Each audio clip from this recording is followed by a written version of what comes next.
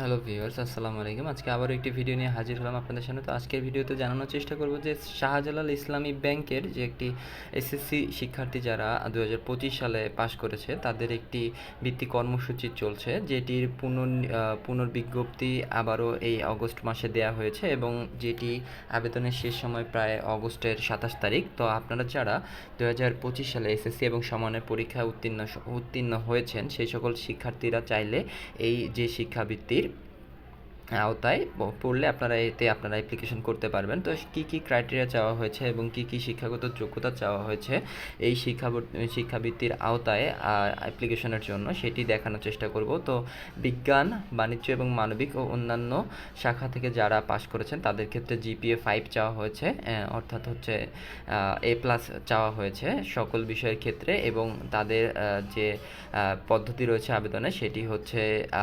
https://scholarship.sislbid.com। এই যে লিঙ্কটিতে কি আপনারা আবেদন করবেন সেটি আমি আমার এই ভিডিওর কমেন্ট বক্সে আমি দিয়ে রাখবো। সেখান থেকে আপনারা সরাসরি অ্যাপ্লিকেশন করতে পারবেন। এবং এছাড়া এই বৃত্তি কীভাবে আপনারা কীভাবে আপনারা পাবেন সেটি হচ্ছে আগ্রহী প্রার্থীকে বৃত্তির জন্য অনলাইনে নির্ধারিত ফর্ম পূরণ করে প্রয়োজনীয় তথ্য এবং প্রয়োজনীয় কাগজপত্র আপলোড করতে হবে। যা সেখান থেকে চাওয়া হবে সেগুলো, যে সকল আবেদনকারী পিতামাতা অভিভাবকের বাৎসরিক আয় 2 লক্ষ টাকার ঊর্ধ্বে তাদের আবেদনপত্রে গৃহীত হবে না। অর্থাৎ হচ্ছে এখানে একটি বাৎসরিক বাবা মায়ের বাৎসরিক আয়ের সনদ চাওয়া হবে, যে সনদে 2 লক্ষ টাকার অধিক ওই 2 লক্ষ টাকার অধিক বাৎসরিক আয় হওয়া যাবে না। সেক্ষেত্রে নিচে হলে আপনি আবেদনের যোগ্য বলে গৃহীত হবেন। আবেদনকারী কোনো তথ্য ভুল, মিথ্যা প্রমাণিত হলে বা আবেদনপত্র বাতিল বলে গণ্য হবে। এছাড়া আবেদনকারী অন্য কোনো প্রতিষ্ঠান থেকে বৃত্তি প্রাপ্ত হলে আবেদনপত্র বাতিল বলে গণ্য হবে। অর্থাৎ আপনাকে অন্য কোনো ব্যাংক থেকে বা বেসরকারি কোনো প্রতিষ্ঠান থেকে বৃত্তি পাওয়া যাবে না। সেক্ষেত্রে শুধুমাত্র এই শাহজালাল ইসলামী ব্যাংক থেকে আপনি বৃত্তি পাবেন। তো এই বৃত্তির ডিটেলস আমি আরও আপনাদেরকে জানাচ্ছি যে কিভাবে আপনারা অ্যাপ্লিকেশন করবেন। চলুন সেটি দেখা যাক। জি, তাদের পুনর্নিয়োগ বিজ্ঞপ্তি এটি একইভাবে 25 এসএসসি যারা ছিলে তাদের জন্যই আবারও পুনর্নিয়োগ বিজ্ঞপ্তি দেওয়া হয়েছে। তবে এবার কিছুটা ক্রাইটেরিয়া সংশোধন করে চাওয়া হয়েছে।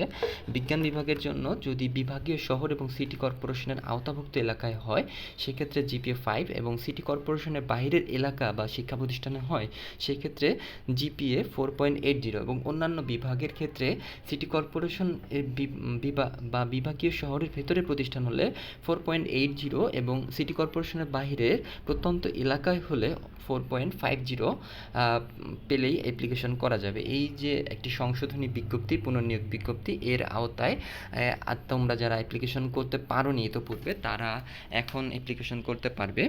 তো সরাসরি কিভাবে অ্যাপ্লিকেশন করবে, যে লিঙ্কটি ডেসক্রিপশন বক্সে দেওয়া থাকবে সেটিতে সরাসরি গিয়ে তোমরা সেখান থেকে যে ফর্মটি রয়েছে সেটি পূরণ করে নির্ধারিত যে সকল তথ্য সেগুলো দিয়ে পূরণ করতে পারবে। তো তোমরা যদি আপনারা যদি চান যে আমি সে বিষয়ে একটি ভিডিও আপনাদেরকে মাধ্যমে দেখানোর চেষ্টা করি যে কীভাবে টোটাল অ্যাপ্লিকেশনটি করতে হবে, তাহলে অবশ্যই কমেন্ট বক্সে এসে ভিডিও লিখে কমেন্ট করলে আমি আপনাদেরকে চেষ্টা করব সে ধরনের ভিডিওটি দেওয়ার জন্য।